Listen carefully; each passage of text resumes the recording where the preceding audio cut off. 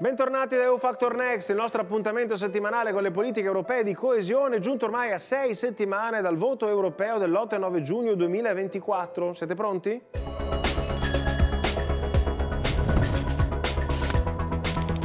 Soprattutto per capire se siete pronti, avete deciso qual è il tema o quali sono i temi che vi stanno più a cuore e che dovete cercare in qualche modo di influenzare tramite il voto, rendendoli meglio rappresentati per i prossimi 5 anni a Strasburgo? Un sondaggio realizzato da SWG per Repubblica ha cercato di dare questa risposta su un tema in particolare, quello che sarà oggetto del più grande investimento europeo della prossima era, ben oltre i prossimi 5 anni, ossia lo European Green Deal, il patto per il clima, che deve aiutare l'Europa, tra le altre cose, la zona del mondo in cui l'aumento delle temperature è più netto, a superare questa fase garantendoci una vita lunga e felice per molti decenni, secoli o millenni a venire. Il sondaggio è stato rappresentato tramite grafiche sulla pagina cartacea del quotidiano La Repubblica e andiamo a vedere i risultati che ci dicono come l'ambiente sia diventato il tema principale per un numero impressionante di elettori, anche superiore a quello che ci si potrebbe aspettare. Il 67%, 2/3 dell'elettorato italiano, dice che è fondamentale votare alle elezioni europee una forza politica che abbia una posizione netta sul tema della transizione energetica e delle politiche green. In taglio più basso, il dettaglio, il 73% sono laureati,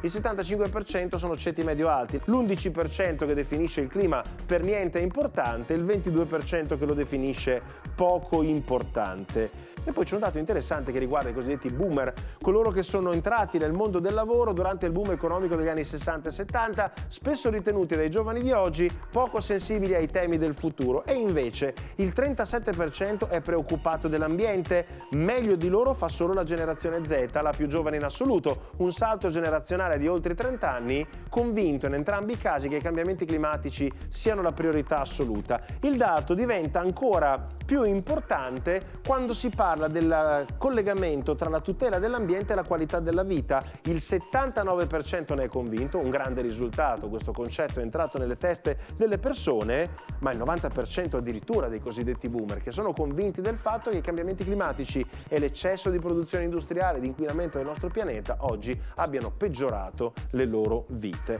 Dati importanti per dimostrare che i temi sono trasversali, dati importanti per cercare di proiettarsi verso il cambiamento, fatto di idee, progetti, esperimenti, studi scientifici. Uno molto interessante ce lo racconta dal Lussemburgo Laura Bannier.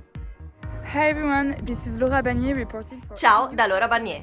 Questo è EU Factor Next e oggi ci troviamo in Lussemburgo per presentarvi il progetto GROOF, ossia la realizzazione di serre sui tetti degli edifici per ridurre le emissioni di CO2. Je m'appelle Bruno Renders, je suis le CEO de l'écosystème CEDEC. Sono Bruno Renders, l'amministratore delegato del CEDEC, il Consiglio per lo sviluppo delle costruzioni innovative. È un organo che riunisce le imprese lussemburghesi. Questa è la serra Fresh realizzata nel progetto GROOF con fondi interregionali per l'Europa nord-occidentale. Ma GROOF non è soltanto riduzione della CO2. Stiamo anche studiando il comportamento delle serre sui tetti dal punto di vista energetico, l'interazione con gli edifici che le ospitano e la possibilità che queste due parti si scambino energie e benefici. I partner del progetto sono già 11 da 5 diversi paesi europei e questo ci ha permesso di costruire 4 serre simili a queste, ma di diversa tipologia, con piante diverse e in aree di diverse dimensioni. Questo ci consente di mettere a confronto serre diverse dal punto di vista energetico e ambientale. Ma sono diversi anche gli edifici, questo ad esempio è il più grande dei 4 e ovviamente ha anche la serra più grande. Inoltre oggi, al culmine di una prima fase produttiva gestita da noi, la serra di GROOF è stata concessa a una start-up che sta portando avanti il più grande progetto di coltivazione in area urbana di tutto il Lussemburgo. Qui produce microvegetali in condizioni perfette, quindi possiamo dire di aver creato al tempo stesso un sito produttivo green e anche un centro di ricerca proiettato verso il futuro. Un futuro nel quale serre come questa serviranno, ma dovranno essere molto più grandi di così. La taille n'est pas, je dirais, en phase avec les exigences d'une production de grande masse et de grand volume en matière d'agriculture verte. L'innovazione tecnologica è al centro di tutti i processi europei, è al centro degli sviluppi in merito alle politiche ambientali, è al centro degli sviluppi legati all'intelligenza artificiale e alle nuove tecnologie. Siamo andati a trovare una cooperativa che si chiama IBU e che fa parte del vasto sistema, che tra le altre cose investe anche sul progetto EU Factor Next, perché questo gruppo di persone da 5 anni fa una cosa straordinaria, usa le migliori tecnologie disponibili per aiutare i luoghi teoricamente meno tecnologici, gli archivi storici e i musei. Vediamo.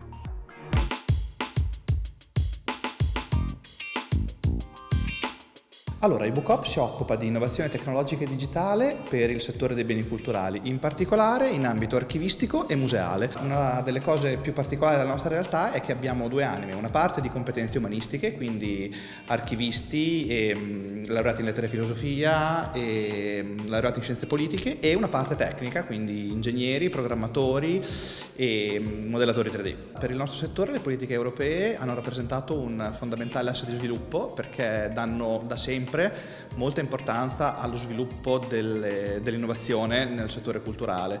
In particolare ci stanno consentendo di operare in molti campi e dando quelle risorse che molto spesso gli enti locali in Italia non hanno o non avevano più, consentendo di ampliare le possibilità di fruizione del loro patrimonio appunto museale o archivistico. Stiamo utilizzando la stampa 3D in ottica di accessibilità, quindi produciamo copie tattili, quindi o da scansione o da modellazione, che rendono accessibile o ricostruiscono reperti od oggetti che non sarebbero accessibili per ipovedenti o non vedenti, ma non solo, costruiscono anche musei o luoghi della cultura più interessanti per tutti. Con questa stampante 3D stiamo facendo un lavoro per il CEA Simolese, quindi il Centro di Educazione Ambientale, e stiamo ricreando diciamo, l'interno di una grotta che si trova nel bosco della Frattona, Imola, quindi un'opera tattile per bambini e ragazzi che entrando in questo grottino appunto proveranno la sensazione di entrare nella grotta toccando questi sassi fluviali che hanno creato la grotta. Diciamo un'esperienza immersiva appunto per i bambini. Insieme alla grotta poi abbiamo fatto anche alcuni animali sempre del bosco, quindi insetti, pipistrelli, istrici da mettere dentro la grotta, e loro potranno prenderli in mano, toccarli e vedere come sono fatti in grandezza naturale. Questo è il Museo d'Arte Moderna di Nuoro, per il quale abbiamo reimpostato il sito web e l'abbiamo fatto appunto con una certa attenzione verso l'accessibilità, sia nell'utilizzo dei colori, ma anche per renderlo accessibile per i non vedenti, quindi più di facile uso per gli strumenti che utilizzano. Raccolta dei contenuti, ma anche informazioni per semplici curiosi, quindi anche pubblicazioni dei loro lavori, dei loro progetti e delle loro conferenze. Complimenti a Coop IBU e grazie a voi per l'ascolto. Ci vediamo la settimana prossima.